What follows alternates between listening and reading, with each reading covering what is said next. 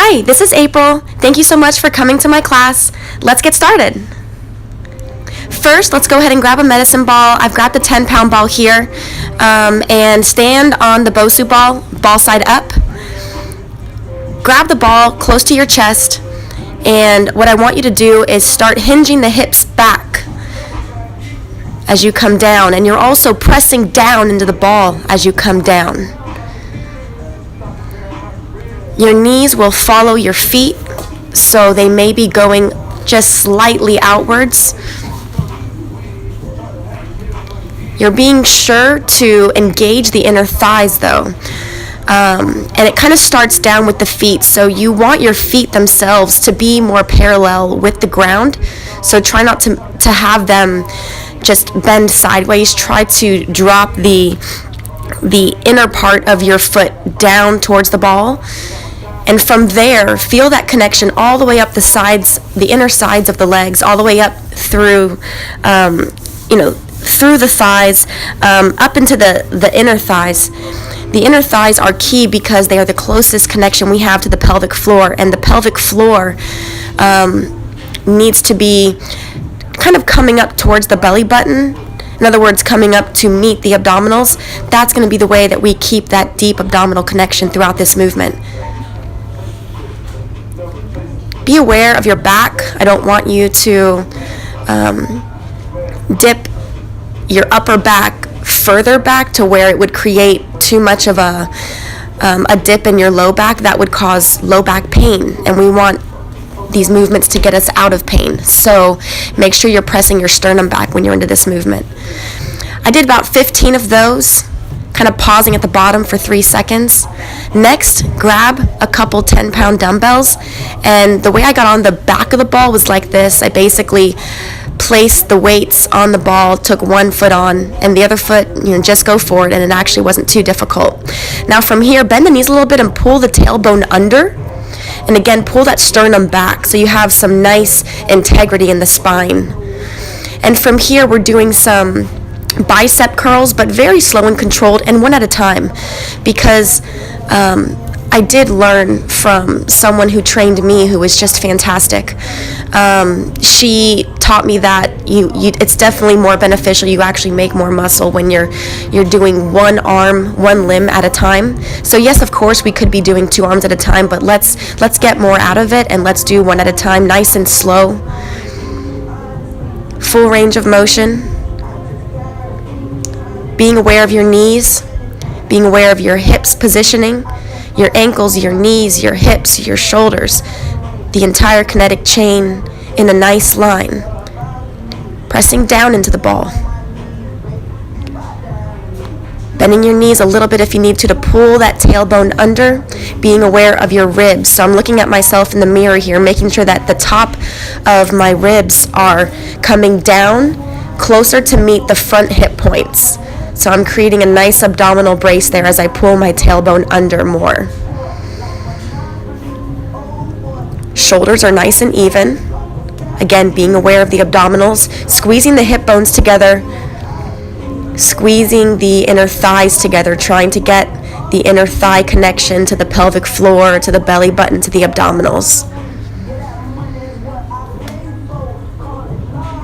That way you get into a situation where, let's say you're running and it's just second nature for your body to have those deep abdominals contracted, because it's all about timing. Meanwhile, as you're breathing in and out through the nose, very gently, very softly.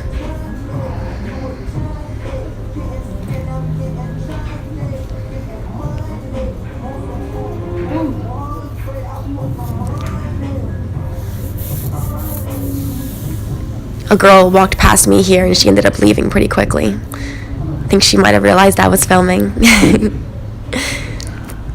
Alright, next we're going to do bottom of the ball up, and we're going to get into some push-ups. But what's really important here is maintaining that posterior pelvic tilt, pulling the tailbone under, not allowing your low back to just cave in. So if you're not able to maintain the low back positioning, to where, as you can see here, you'll see kind of where I might struggle a little bit, but I'm about to fix it. So when I feel like my low back starts caving down, I absolutely put a lot more awareness into pulling that tailbone under. I'm also pressing hard into the back of the ball and also giving myself a feeling of bringing my hands towards each other. So that actually engages the chest a little bit more if you kind of pretend as if you're pulling your hands towards each other.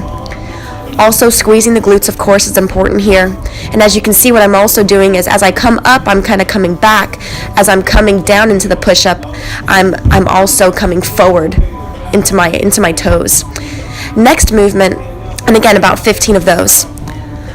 Next movement here is, let's go ahead and sit on the ball.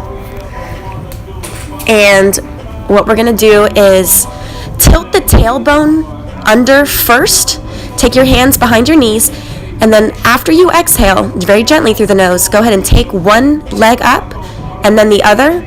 And what I ended up doing here is playing around with 3 different positions on top of the ball. One was pretty close to the middle. The second was a little bit closer to the front. The third one was a little bit closer to the back. Just kind of experimenting here to find out where I could achieve the best abdominal positioning, because I really want us to keep that posterior pelvic tilt here. It's actually more of a J shape that we're doing. Kind of looks like a V, but the positioning in the pelvis compared with the positioning of the spine is a J shape. So what you're doing is you're pulling the pelvis under, the tailbone under, but you're actually having a nice tall spine, so you're pulling your chest up. So it's like the spine itself is the long side of the J, and the curved part of the J is your tailbone. So you want to keep that J shape throughout this movement here. And I'm kind of playing with taking the right heel down and up, and the left heel down and up, right, down.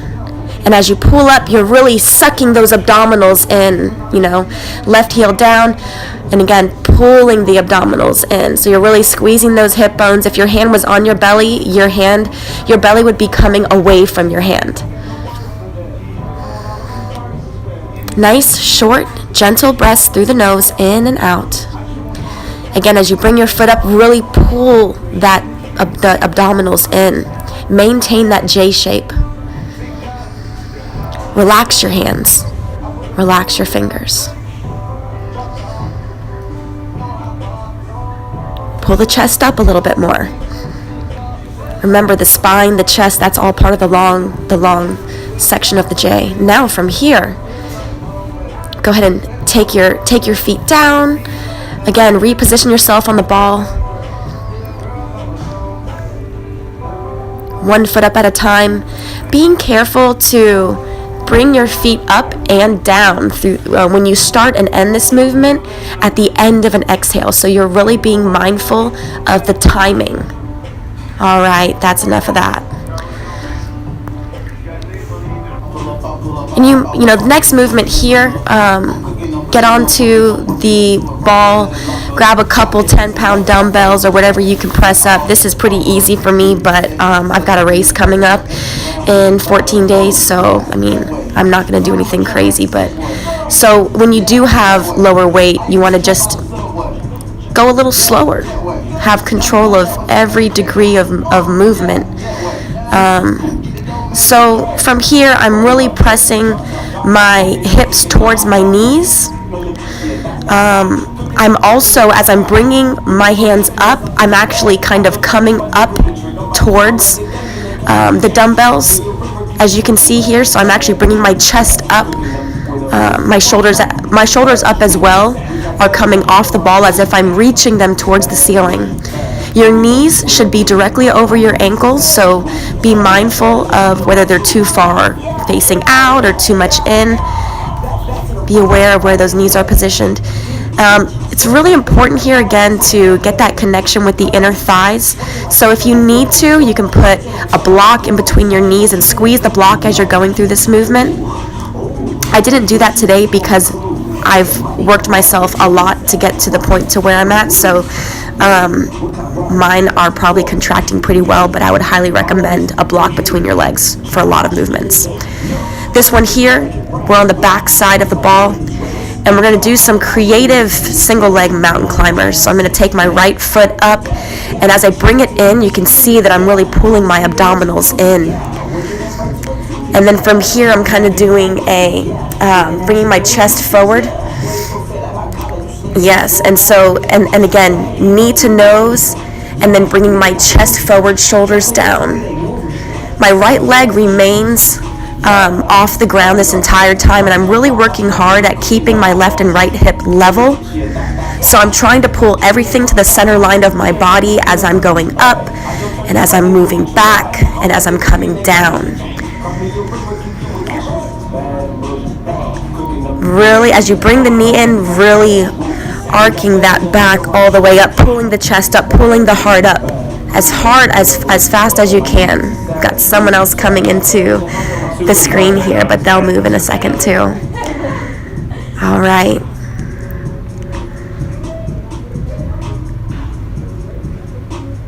Keep it up, keep it up. Nice short breaths.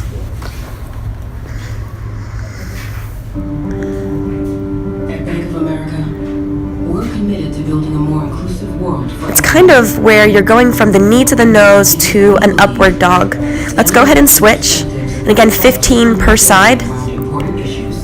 Now you could do this entire workout 3 times over. You know, it ends up being a total of, you know, about 20, a little under 25 minutes.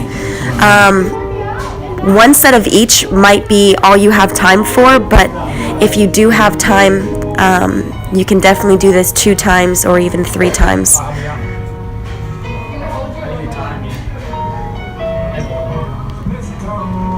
Pulling that knee into the nose and then extending that heel out. Pull the chest forward through your arms.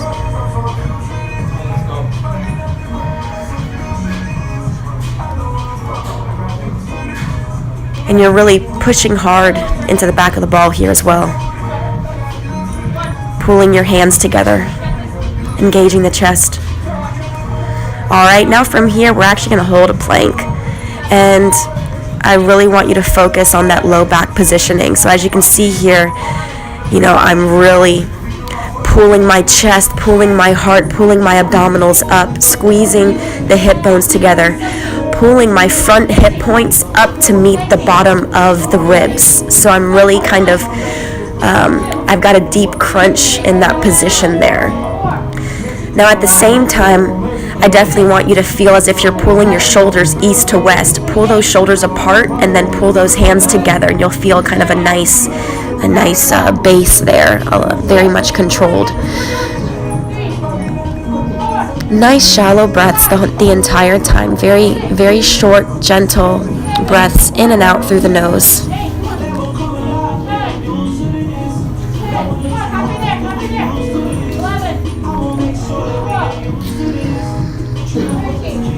Pull the abdominals in more, squeeze them up.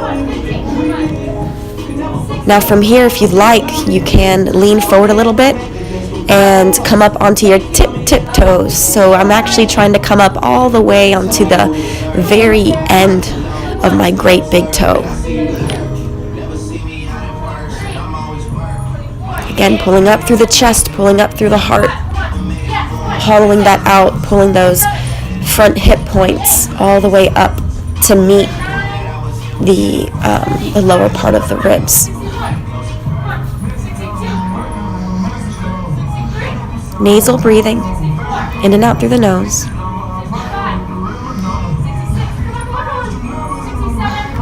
Pull the hands together.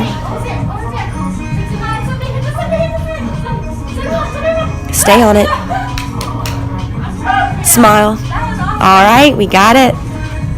Cool. That was a tough one. And if you had to come in and out of that, that's totally cool. It's, you know, just going for some practice here, and you'll get better the more practice you do. All right, from here, we're going to play around with some jumps onto the top side of the ball. So bend your knees a little bit to start, and then go ahead and use your arms to give you a little bit momentum. Come up. As you come onto the ball, try to squat a bit deeper, as you see I'm doing. Come back up, squat down, deep, deep, deep, again, pulling the hip bones back. Yep, trying to really pull that femur on both sides back into its socket as you bring those hips back. And then as you jump back, I want you to try to get into an even deeper squat, as you can see here. Go deeper. And it's difficult if you don't have much dorsiflexion in your ankles, which which is something I'm continuing to improve. But I definitely want you to jump from the ball low all the way to an even lower spot when you land behind you. So that's the idea there, right then. Yep, lower, lower, lower, then come up. Hinge the hips back again. Little jump. Go deeper. Yes, and then jumping back into a deeper squat. So as you pull your hips back, you're really engaging your glutes, and you're really pulling that femur back into the hip socket on both sides. This is actually a really good exercise to help improve dorsiflexion also, because, especially when you're landing back and you're trying to go deeper, it helps to encourage kind of some I would say neuroplasticity, or some almost brain memory getting into that section of our feet to help give it that range of motion that it should have. Little hop, and again we're going for 15 of these. Nice tall chest, as you can see. So even as I'm jumping, I'm being mindful of the positioning of my knees, my feet, and my hips. So when you're jumping up and back, try to imagine as if you do have a band around the area right above your knees, and you're pulling that band out as you're coming up and as you're coming back. Good. And as you land, absolutely watch yourself in a mirror and see if your knees are doing something that they should not be doing. They shouldn't be coming in. They shouldn't be going to, one direction or the other. You should have a nice amount of balance. Even when you kind of jump off the ball back onto the floor behind you, I see my knees going in a little bit as I jump back. So what that could tell me is I definitely need to, it's kind of slight, but I definitely see it. What that would tell me is I need to tighten up the IT band on both sides. So maybe put a band around my legs and actually lay on the floor on my side and pull one leg up. So I'm tightening the IT band on the outside of both legs. And at the same time, address the inner thighs, because if the knees are coming in, then the inner thigh line must be tight, so that needs to be loosened. So maybe spending time every day, with my legs open, my chest coming down to the ground, opening up those inner thighs, giving them some more length. Now from here, I'm coming down into Malasana, a deep squat, sending my tailbone down. Now let's go ahead and take one hand after the other to the back of your ribs, and let's try to give ourselves a nice shoulder opening stretch here. Try to bring your chest forward. You can also do this one arm at a time. I'm doing both arms here, as you can see. It's just a fantastic stretch, and the most important thing with Malasana is getting those heels down. So open your legs as much as you need to. You can see here I keep fooling around with opening them just a little bit more. Heels down, tailbone pulling down. Pulling the sternum back. Maybe even squeezing the knees together, and that gives you a little bit more of a stretch in the shoulders.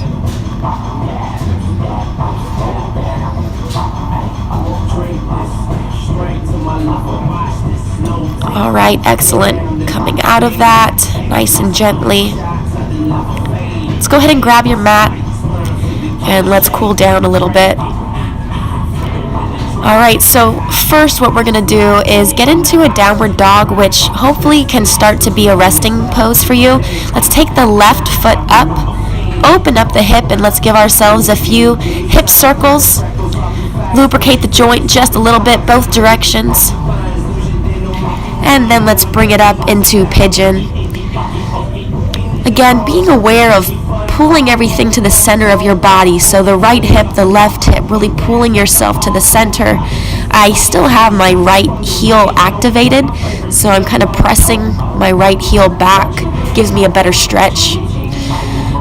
You could absolutely have the right leg simply resting on the ground. And I really like to crisscross my arms here, and it gives a fantastic stretch for the shoulders. Switching after about 10 seconds or so.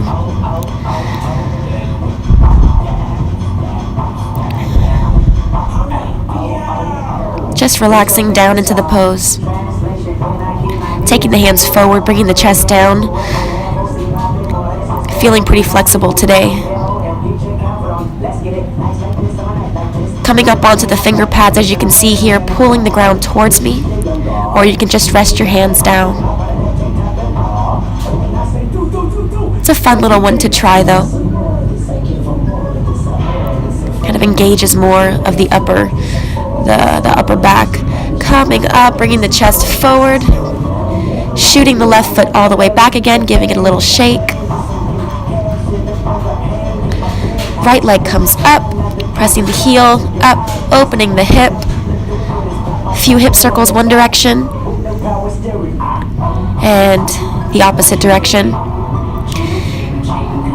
Even bringing the knee up, noticing how you go about doing that, making sure that you're, again, not crunching down the opposite direction into the low back, but actually lengthening the low back even as you bring the knee up to the position that it's at in pigeon.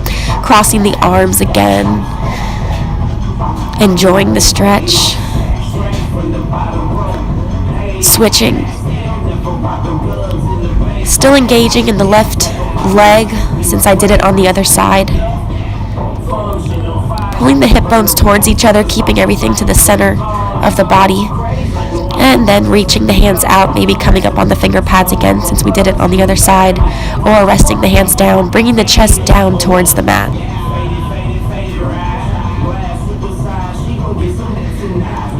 Right foot should be flexed.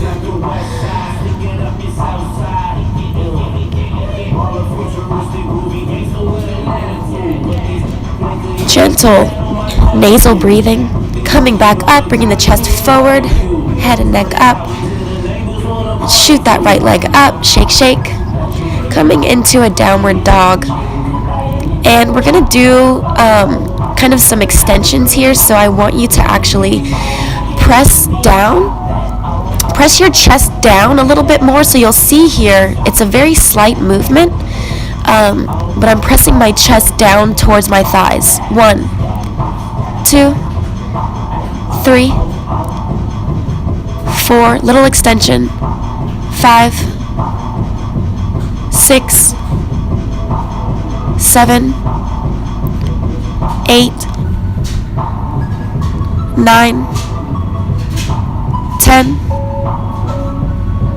11, 12, 13, 14, little deeper, 15, good, perfect, bending the knees, jumping up, laying supine on your back,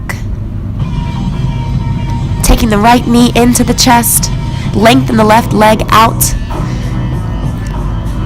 and let's take that right knee over to the left. I really want that right shoulder to be down, so keep the right shoulder down before trying to get that knee to touch the ground. Try to pull the tailbone under a little bit more. It helps to lengthen the low back, gives a little bit of a slightly better stretch. Pull both knees in, rock side to side. And let's take that left knee over to the right. Again, this time left shoulder stays down. Really enjoying the stretch, pulling the tailbone under to lengthen the back, bringing the knee back in, both knees in, little rock side to side. Take the legs out. Slow the breath in and out through the nose, very softly. Short breath in and easy breath out, relaxing down into the mat to finish. I hope you have a great day. See you next time. Bye.